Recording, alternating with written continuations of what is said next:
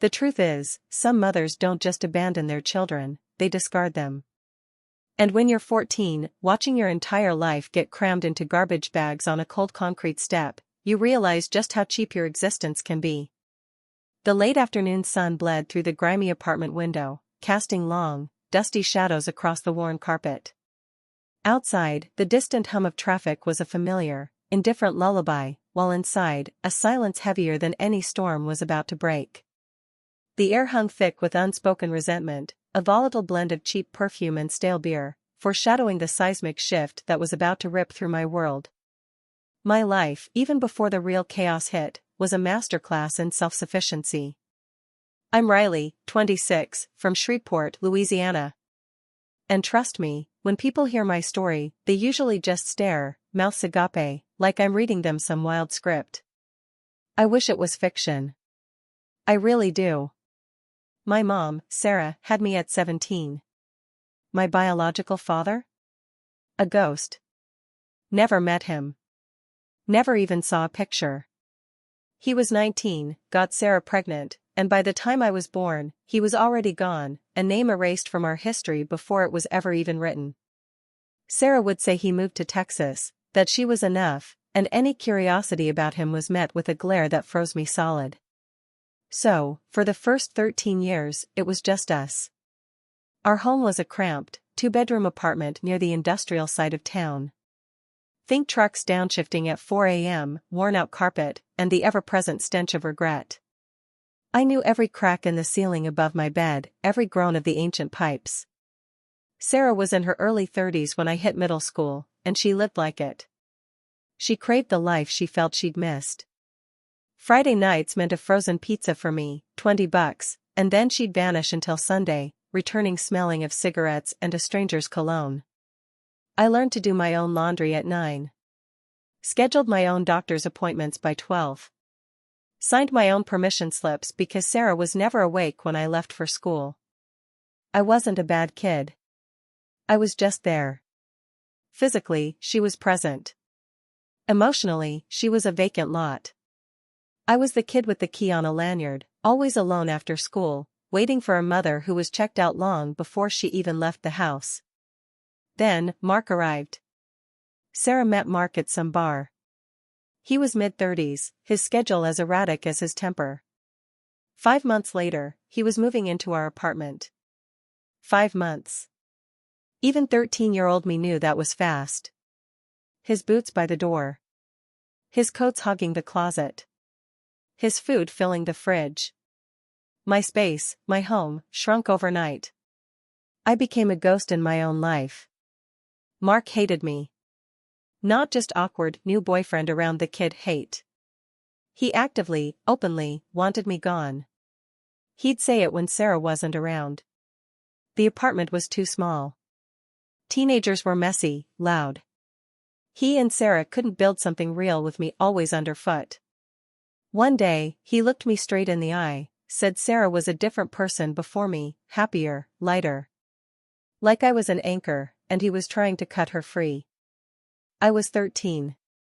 Sitting at the kitchen table, doing homework. He was eating cereal out of a mixing bowl because he'd already broken our regular ones and hadn't bothered to replace them. And Sarah? She started orbiting him.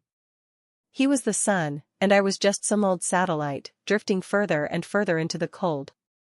She stopped asking about school. Stopped noticing when I was upset. One time, I had a fever, probably 102 degrees. Asked her to take me to the clinic. She said no. She and Mark had plans. Plans. I rode the bus to urgent care by myself, wrapped in a blanket, shaking so hard I could barely see. The nurse, bless her heart, gave me a look. That look adults give you when they understand the broken parts of your life you haven't quite articulated yet. Life with Mark wasn't a sudden explosion. It was a slow, agonizing suffocation. He'd eat the last of the food and never replace it. I'd open the fridge after school, hoping for something, anything, and find only his beer and condiments. He monopolized the living room TV. I'd sit in my room, door closed, doing nothing. If I walked into the kitchen when he and Sarah were laughing, the energy would just die. Like I was a mood killer just by existing.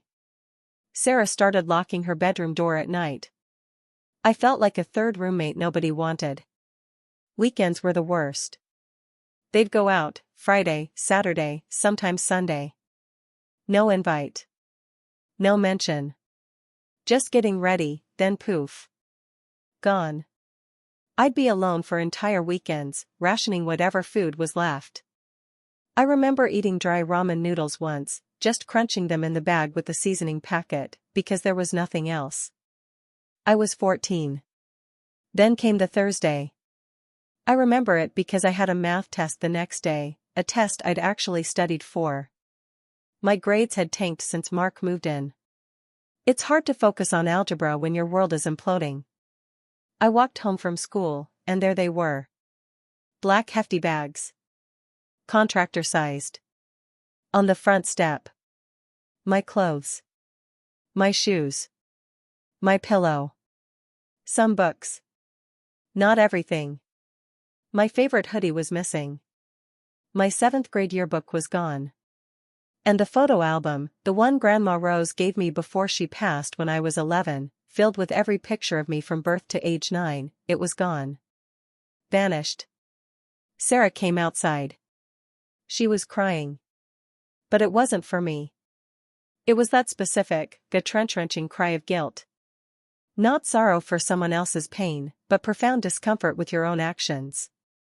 She told me Mark couldn't do this anymore.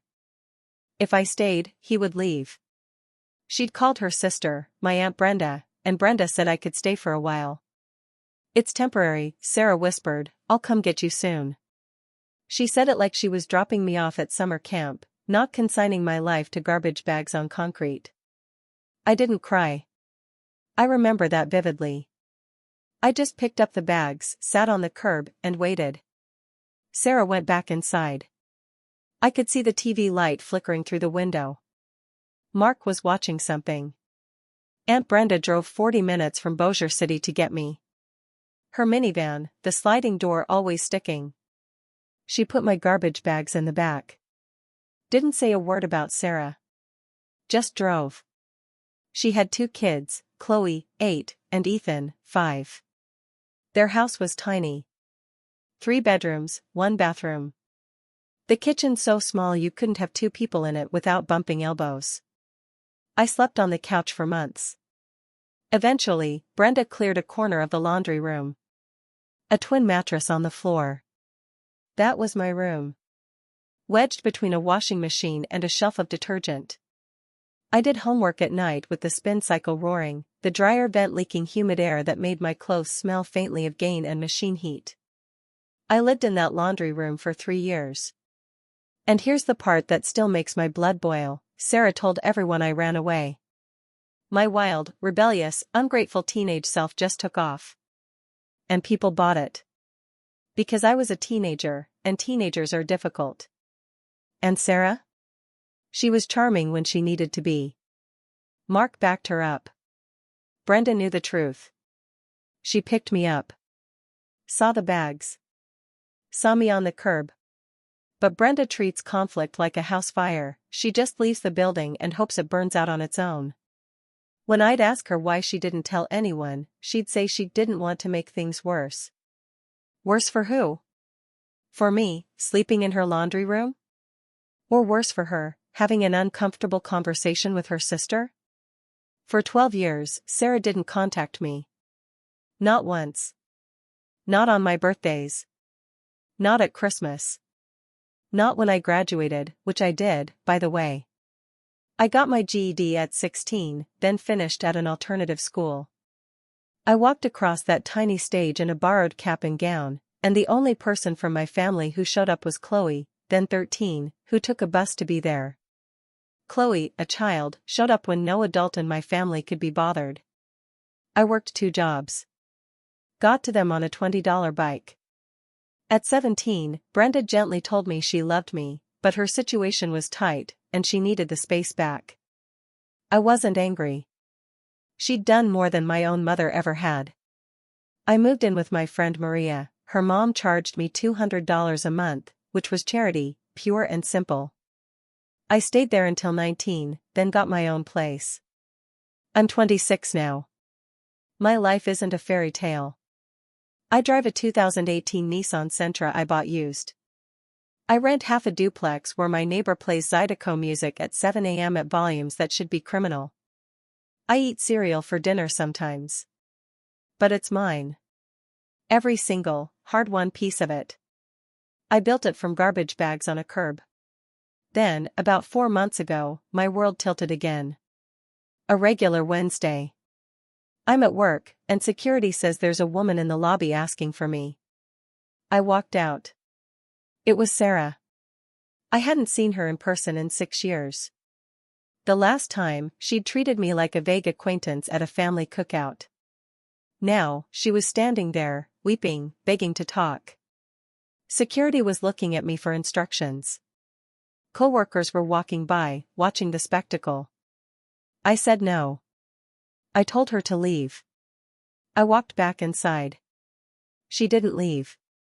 Sat in that lobby for almost an hour until security finally escorted her out. She came back the next week. Same thing. Emotional with the front desk, claiming to be my mother, that I was shutting her out, that she just needed 5 minutes. Natalia from my team had to come get me. I walked out there again. Told Sarah that if she ever came to my workplace again, I'd have her officially trespassed. She kept saying Mark was gone. That she'd made the biggest mistake of her life. That things were different now. I looked at her, dead in the eyes, and said, "That's real interesting for you. Now leave my building." I found out later, through Brenda, what happened. Mark cheated on Sarah. Not a small thing, a whole other life, years in the making. He just packed up and left her for another woman. Left her alone in the same apartment she'd thrown me out of 12 years ago.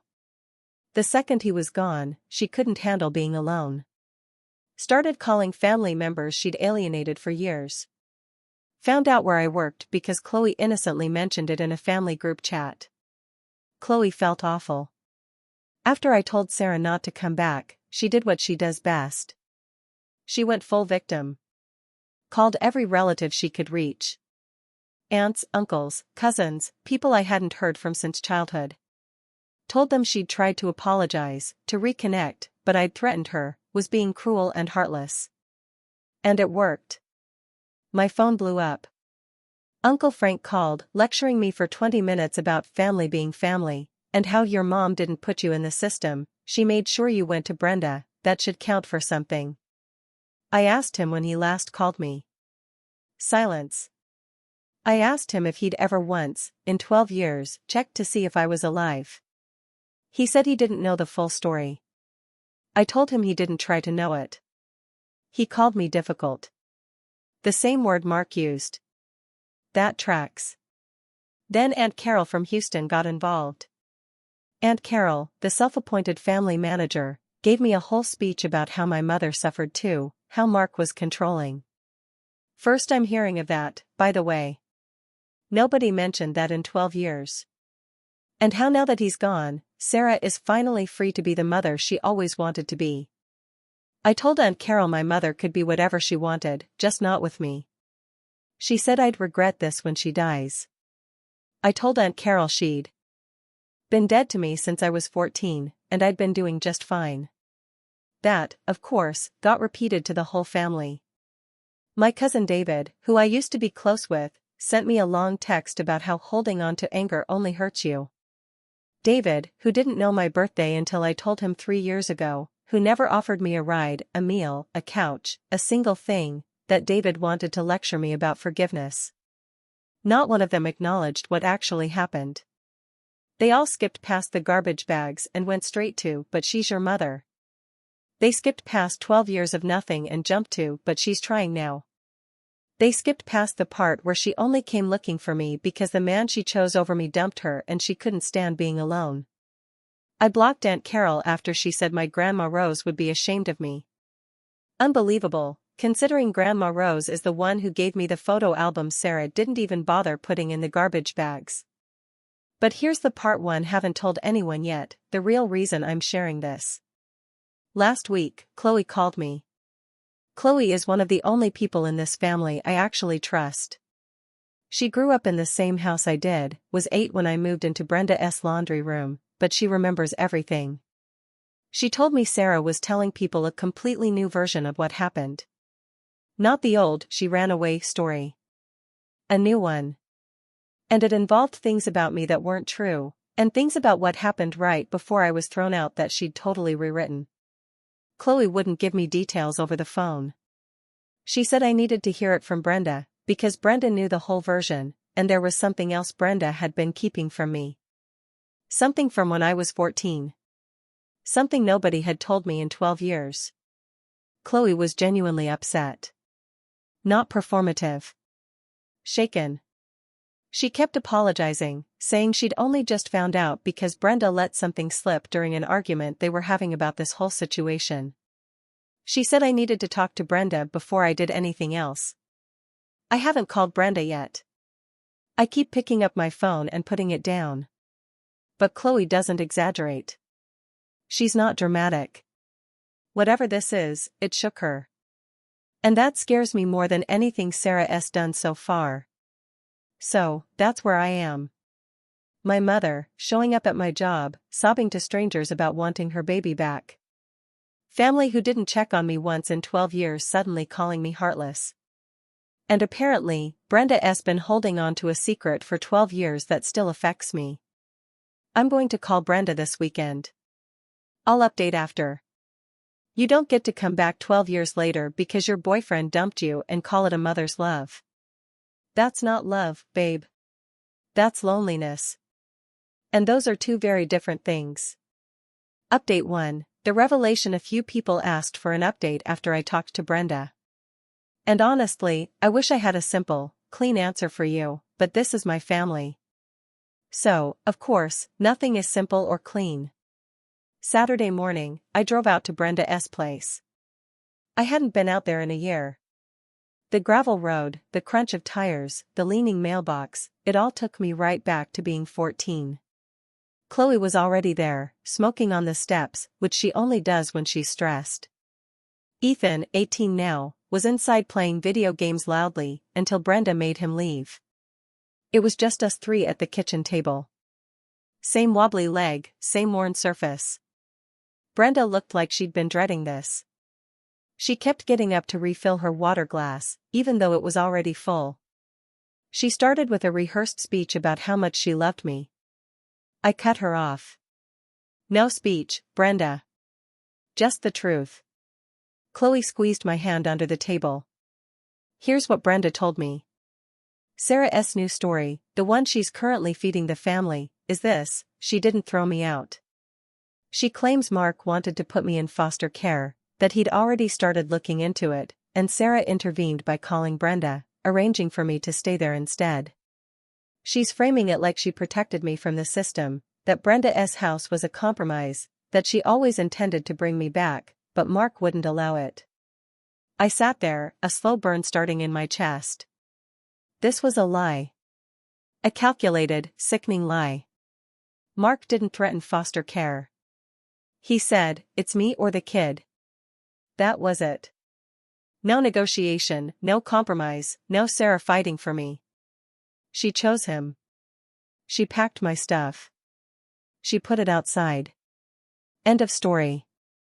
But Brenda wasn't done. She said there's a deeper reason Sarah is changing her story now. Not just to make herself look better. The reason is, Sarah wants to move in with me. Let that sink in. My mother, who discarded me at 14, who lied for 12 years, who only showed up at my job because the man she chose dumped her, she wants to move into my home. The duplex I pay for, the life I built. She wants back in.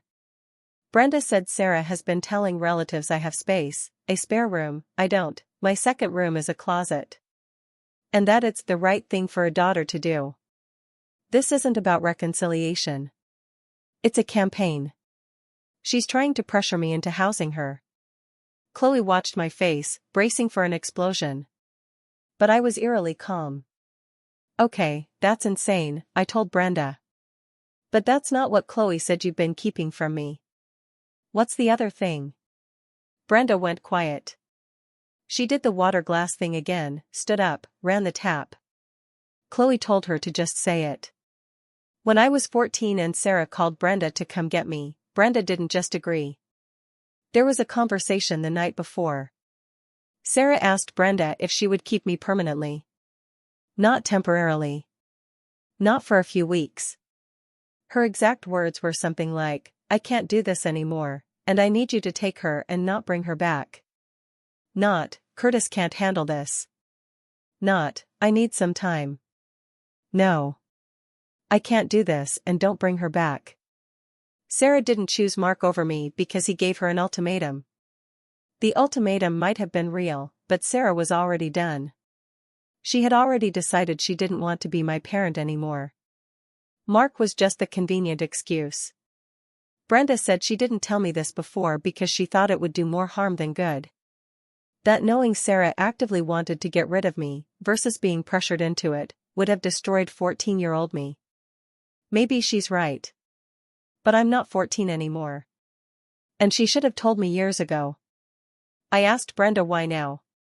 She said Sarah's new story, portraying herself as a hero who saved me from foster care, was too much. Hearing Sarah rewrite history when Brenda remembered that phone call. She said she couldn't stay quiet. Then, another bomb dropped. Chloe already knew this part. Sarah has been talking to Uncle Frank a lot. Not just one call to guilt me. Regular, multiple calls a week. And Uncle Frank, my wonderful uncle who lectured me about family, has been helping Sarah plan this whole thing. Advising her on what to say, how to frame the story, which family members to call. He's been running a PR strategy for her redemption tour. Brenda found this out because Chloe overheard a call between Brenda and Uncle Frank, where he basically told Brenda to stop making things complicated and convince me to let Sarah stay with me because if Sarah ends up homeless, it'll look bad on the whole family. That's what he said.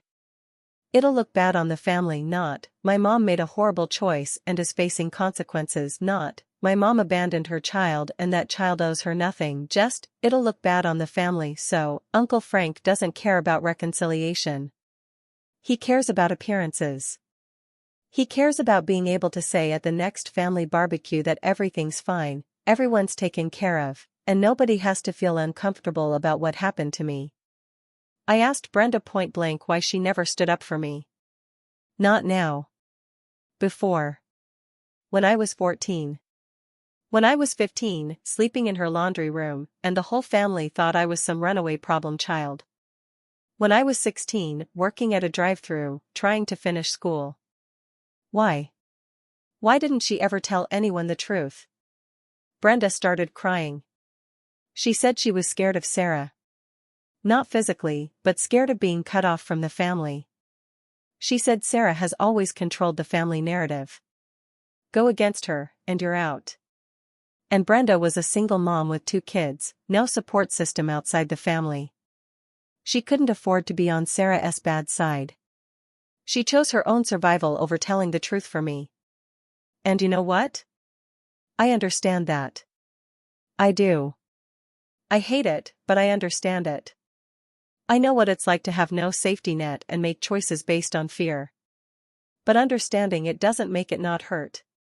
She watched me grow up in her laundry room, knowing the truth, and she said nothing for 12 years. That's not nothing. Chloe was crying too. She'd been arguing with Brenda for weeks, pushing her to tell me everything. It took Chloe basically threatening to tell me herself for Brenda to agree to this conversation. I sat at that wobbly kitchen table for almost 2 hours. By the end, the anger had shifted. It was now something sharper. More focused. Here's what I know now, Sarah didn't throw me out because Mark made her. She threw me out because she wanted to, and she used Mark as cover. She's now rewriting the story again, positioning herself as my savior, so the family will pressure me into giving her a place to live. Uncle Frank is actively strategizing this. The entire family pressure campaign isn't organic concern. It's coordinated. And Brenda has known the full, ugly truth this whole time, only telling me now because Sarah's new lies were too much even for her. I drove home from Brenda's and sat in my duplex for a long time. I thought about that Wednesday night phone call where Sarah told her sister to take me and not bring me back. I thought about the garbage bags. About riding a $20 Schwinn to a drive-through job in July heat. About the spinning washing machine next to my mattress. Every birthday. Every Christmas. Not a single call. And then I thought about Sarah standing in my work lobby, crying about wanting her baby back. She doesn't want her baby back. She wants a roof. She wants someone to take care of her the way she never took care of me. That's all this is. After I got home, I got a text from David. Not directly to me. He sent a message to the family group chat, which I'm still in, but muted, saying he'd talked to Sarah, that she's in a rough place, and the family needs to step up. Someone, I think Aunt Carol, responded, agreeing, then added that some people in this family care more about grudges than blood. That was obviously for me. I almost responded, but Chloe texted me separately, wait until I figure out my next move. My next move. Like I'm playing chess with people who are supposed to love me. Here's the thing, though. After everything Brenda told me, I realized something that changes the math on this whole situation. Sarah's new story, the one where she saved me from foster care, means she's admitting she sent me away. She's not saying I ran away anymore. She shifted her story from I had nothing to do with it to I was the one who arranged everything, but I did it to protect you. Which means if I can get her to commit to this new version, she can't go back to the old one. She's locked herself in. She admitted she was involved. She just changed the why. And that matters. Because right now, half the family still thinks I ran away. They believed that for 12 years. If Sarah is now going around saying, actually, I sent her to Brenda's because I was saving her from Mark, that directly contradicts what she told everyone before. Some people in this family are going to notice those stories don't match up. And if they don't notice on their own, I'm going to make them notice. I haven't decided exactly what I'm going to do yet. Chloe and I have been talking about it. She's fully on my side, and honestly, she's angrier about this than I am in some ways, because she grew up watching me live in that laundry room. She always felt guilty that she had a bedroom and I didn't, even though she was a child and none of it was her fault.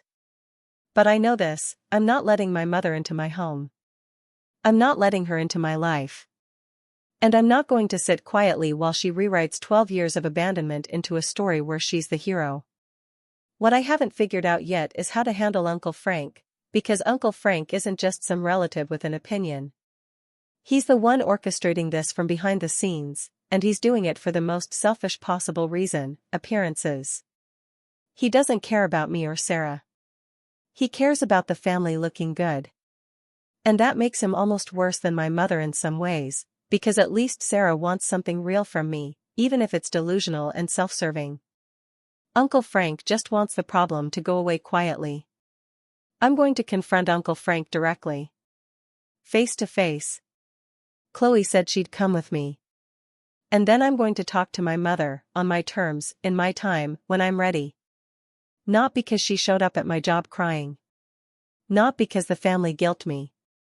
Because I have 12 years of things to say to this woman, and she's going to hear every single one of them. I'll update after I deal with Uncle Frank. That's happening this week. Oh, and to the person who commented on my last post saying my mom probably misses me and I should give her a chance, she didn't miss me for 12 years, babe.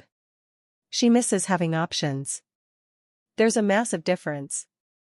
Update 2, the final confrontation. Alright, last update. Grab whatever you're drinking, because this one's a ride. Chloe and I went to Uncle Frank's house. He lives about 20 minutes outside Shreveport, in one of those neighborhoods where everyone has a riding mower and a flag on their porch, and acts like they're better than the rest of the family, even though they grew up in the same dirt we all did. We didn't tell him we were coming. Pulled up on a Tuesday evening. Grill night. Same routine for years. The man has never missed a Tuesday grill night in his life, but couldn't pick up a phone once in 12 years to check on his niece. He came to the door looking annoyed. When he saw me and Chloe, his whole face shifted. Tried to be casual, waved us in like we were just stopping by. I didn't sit down. Chloe didn't either. We stood in his kitchen, and I told him I knew everything. The phone calls with Sarah. The strategy. Him telling Brenda to convince me. The fact that this whole family pressure campaign wasn't organic, it was coordinated, and he was running it. Uncle Frank tried to play it down. Started talking about family coming together, nobody benefiting from fighting, my mom struggling, and him just trying to find a solution. He kept saying that word, solution, like I'm a math equation. I told him I wasn't a solution or a problem. I told him I was a person he ignored for 12 years, who is suddenly relevant because my mother needs a place to sleep. He got irritated, said I was twisting things. I told him to name one time. One time he reached out to me between the ages of 14 and 26. One birthday, one holiday, one random Tuesday, like the ones he spends grilling on his nice porch. He stood there, stumped, then tried to say, "This isn't about the past. It's about right now." And I told him, "Okay, Frank, you want to talk about right now?" Right now, I'm 26 and I still can't walk past the school supply aisle in Target in August without feeling sick. Because when I was 15, I stood in that aisle at the Walmart in Bossier City and watched a mom help her daughter pick out a new backpack and folders. And the girl was complaining about wanting the purple one instead of the blue one, and her mom was laughing and put both in the cart. And I was standing there with a used backpack I got from a donation bin at Brenda's church that had someone else's initials written in Sharpie on the inside flap. I carried that backpack for 2 years. I had to put duct tape on the strap junior year because it was ripping. And that girl was complaining about the color of her brand new bag, and I would have given anything for a mom who cared enough to stand in that aisle with me. That's right now, Frank. That doesn't go away because my mom decided she's lonely. He didn't say anything. Chloe jumped in. Told him she heard his phone call with Brenda. Heard him say this was about making the family look good, and that he needed to stop pretending any of this was about love because it was about his own embarrassment. Uncle Frank got mad, told Chloe she was a kid who should stay out of grown folks' business. Chloe reminded him she's 20, and also reminded him that she was the only person who showed up to my graduation at 13 years old on a public bus, so maybe she's earned her seat at this table. I asked Uncle Frank one last thing, did he actually believe Sarah wanted a relationship, or did he know this was about housing? He didn't answer. Just muttered, "Family takes care of family." And I told him, yeah, I know that. Because I spent every Thanksgiving from 14 to 18 watching Brenda try to stretch a meal for 3 kids when she could barely afford 2. I know what family taking care of family looks like, because I lived it in a laundry room, and it wasn't him doing it. It was a woman with a wobbly kitchen table and a spare mattress who never once asked for credit or called the relatives or made it anyone else's problem. That's family taking care of family, not whatever he was doing from his nice house with his Tuesday grill nights while I was riding a busted Schwinn to a drive-through job in August heat so I could buy my own school shoes. We left. He didn't try to stop us. Then, Sarah. I texted her from the car.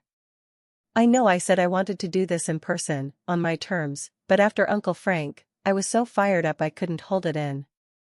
I told her I knew everything. The Wednesday night call to Brenda. Take her and don't bring her back. The foster care lie. The fact that she wants to move in with me. All of it. She called immediately. I answered.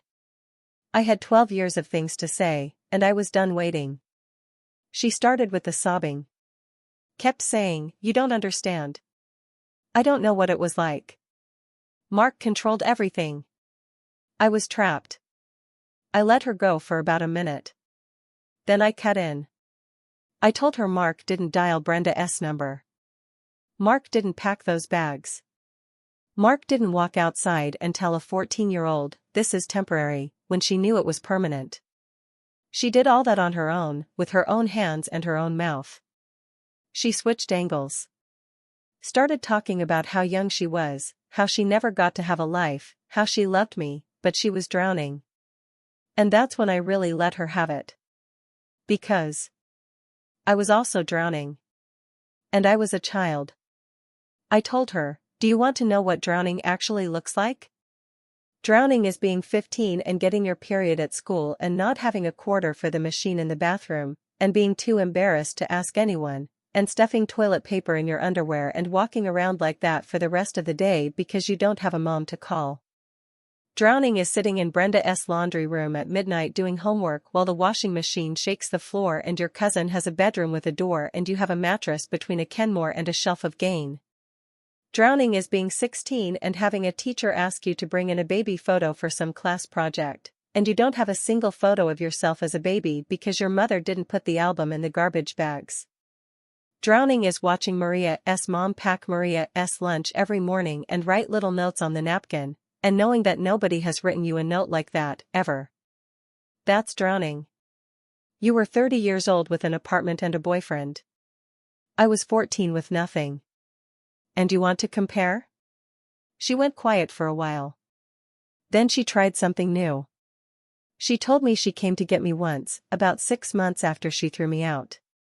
She said she drove to Brenda's, sat in the driveway, but was too ashamed to go inside. Drove home and never tried again. I told her that was worse than never coming at all, because it means she knew exactly where I was.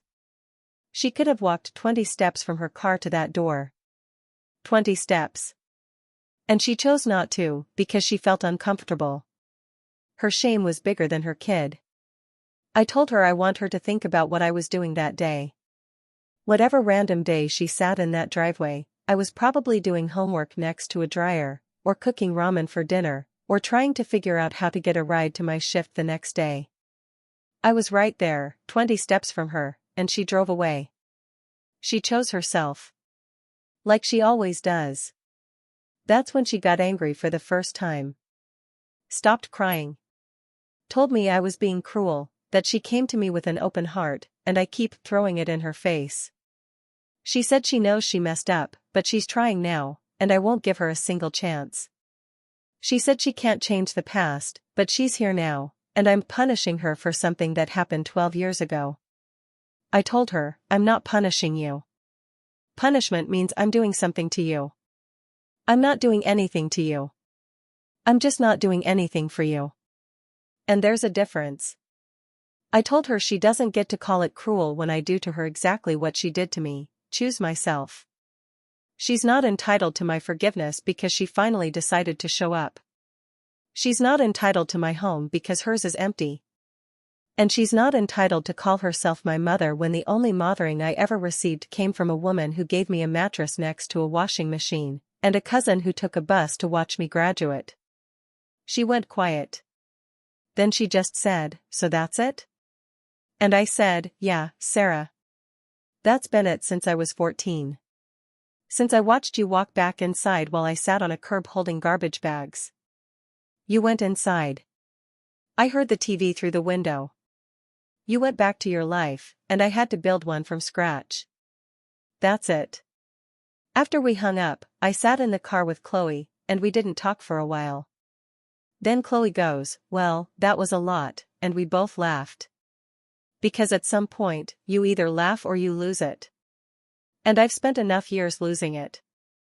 That night, I sent one message to the family group chat. For anyone who's been calling me about my mom, she told everyone I ran away for 12 years. Now she's saying she sent me to Brenda's to protect me from Mark. Those are two different stories, and you believed both without ever asking me what happened. I wasn't a runaway. I was a kid on a curb with garbage bags. Stop calling me ungrateful for surviving what she did to me. David left the chat. Aunt Carol sent a long reply about airing family business and how this is exactly why people don't want to deal with me.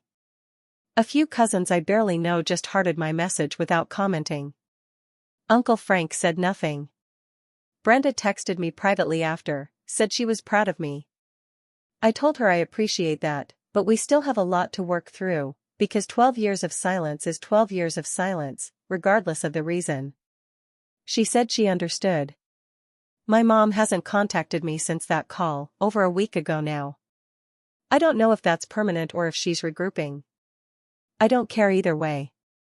My door is locked. It's been locked since I was 14. To everyone who followed this, you've been more present in my life for these few weeks than most of my blood relatives have been in 12 years. And that's not even a joke. Chloe says hi and that she's been reading your comments to me and screenshotting the best ones. I'm good. My duplex is small.